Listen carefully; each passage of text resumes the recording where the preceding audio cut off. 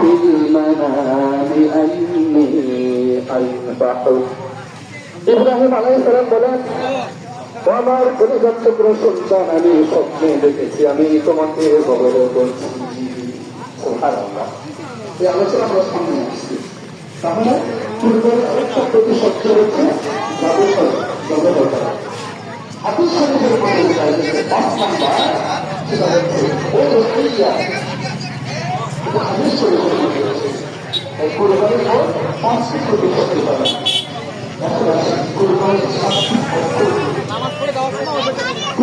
৭টি অর্থ হচ্ছে আল্লাহ রাব্বুল আলামিনের নির্দেশ করা, প্রিয় বস্তুকে আল্লাহর সন্তুষ্টির জন্য উৎসর্গ করা, তওবা করা। সেটা বেকার অর্থের সময়, সম্পদ, পশু, প্রাণী বা নিজের বিরুদ্ধে অন্তর্ভুক্ত করে। বেকার অর্থে সময় কোরবানি, সম্পদ কোরবানি, পশু কোরবানি, এমনকি সর্বশেষ নিজের জীবনটা পর্যন্ত কোরবানি করা। তার জন্য সকলে বলে, তার জন্য আমার জীবন এটা আল্লাহ তাআলার দেয়া। যদি প্রয়োজন হয় আমার জীবনটাকে আল্লাহর জন্য কোরবানি করা, এটা হচ্ছে সর্বোচ্চ। যেমনটি সাহাবায়ে কেরাম করেছেন। কুরবানির পারিভাষিক অর্থ ইসলামী শরীয়তের পরিভাষায় নির্দিষ্ট জন্তুকে একমাত্র আল্লাহ তাআলার সন্তুষ্টির উদ্দেশ্যে নির্দিষ্ট দিনে নির্দিষ্ট সময়ে আল্লাহ তাআলার সন্তুষ্টির জন্য জবাহ করার নাম হচ্ছে কুরবানি। আবার বলছি, নির্দিষ্ট জন্তু আল্লাহ তাআলা কুরবানি করার জন্য আমাদেরকে 5টা জন্তু দিয়েছেন। কয়টা? সব জন্তু কুরবানি হবে না। আজকের দিনে অনেকে মুরগিও জবাই করবে, করে বলবে যে আমি আল্লাহর জন্য কুরবানি দিলাম। এটা কুরবানির যে 5টা পশু রয়েছে, 5টা পশুর মধ্যে মুরগি নাই। 5টা এই নির্দিষ্ট জন্তু সন্তুষ্টি তার জন্য, কার সন্তুষ্টি? সকলে বলে কার সন্তুষ্টি? আল্লাহর সন্তুষ্টি, আল্লাহর উদ্দেশ্যে কুরবানি করা। নির্দিষ্ট দিনে কোরবানির যে নির্দিষ্ট দিন রয়েছে, 3 দিন, এর বাইরে যদি আমরা কোরবানি, তাহলে নির্দিষ্ট দিনে নির্দিষ্ট সময়ে আল্লাহর সন্তুষ্টির উদ্দেশ্যে পশু কোরবানি, পশু সহায়তার নাম হচ্ছে কোরবানি। আল্লাহ তার নৈকট্য, আত্মত্যাগ, আত্মোৎসর্গ, ভ্রাতৃত্ব, সৌহার্দ্য, সম্মান, মৈত্রী, সম্প্রতি, ভালোবাসা, এগুলো কোরবানির মাধ্যমে অর্জন পায়। সম্মানিত উপস্থিতি, এখন আসেন এই পৃথিবীতে প্রথম কোরবানি যে হয়েছে তার একটা ইতিহাস আমরা জেনে নিই। এর মধ্যে আপনাদের অনেকগুলো প্রশ্নের উত্তর পেয়ে যাবেন, যেগুলো আলাদা আলাদা করে বলার সময় আসছেন পাবো না। একটু চিন্তা ভাবনা করবেন, গবেষণা করবেন।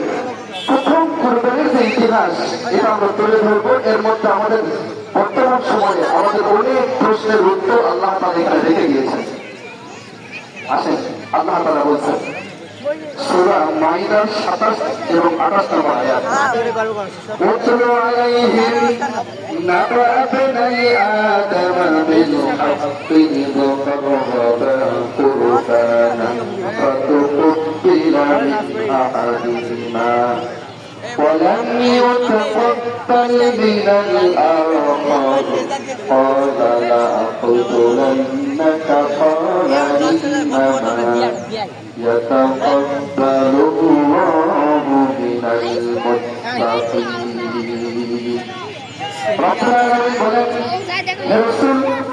আপনি আপনার উম্মতকে আদম আলাইহিস সালামের 2 পুত্র হাবিল এবং কাবিল, এই 2 জনের বৃত্তান্ত, 2 জনের কুরবানির খবরটা আপনার উম্মতকে সুন্দরভাবে বিস্তারিতভাবে বর্ণনা করে শুনিয়ে দেন। তাহলে যখন নির্দিষ্ট একটা কারণে কুরবানি করার জন্য আল্লাহর পক্ষ থেকে নির্দেশ প্রাপ্ত হলো, তারা কুরবানি করার জন্য প্রস্তুতি গ্রহণ করলো।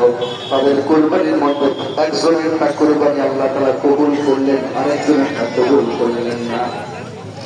যারটা কবুল করলেন, যারটা কবুল করা হলো না, যার কুরবানি কবুল করা হলো না,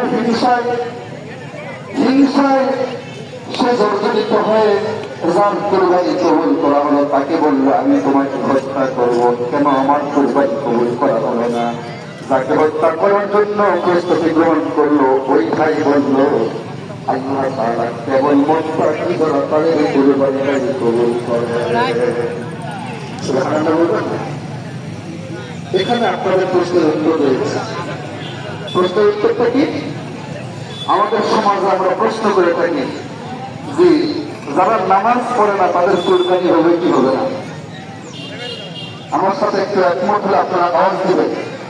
আমরা বলি না এটা, তারা নামাজ পড়ে না তাদের কুরবানি হবে কি হবে না? আরেকটা প্রশ্ন, আমরা যখন ভাগে কুরবানি দিই, বেনামাজিদের সাথে ভাগে কুরবানি দেওয়া যাবে কি যাবে না?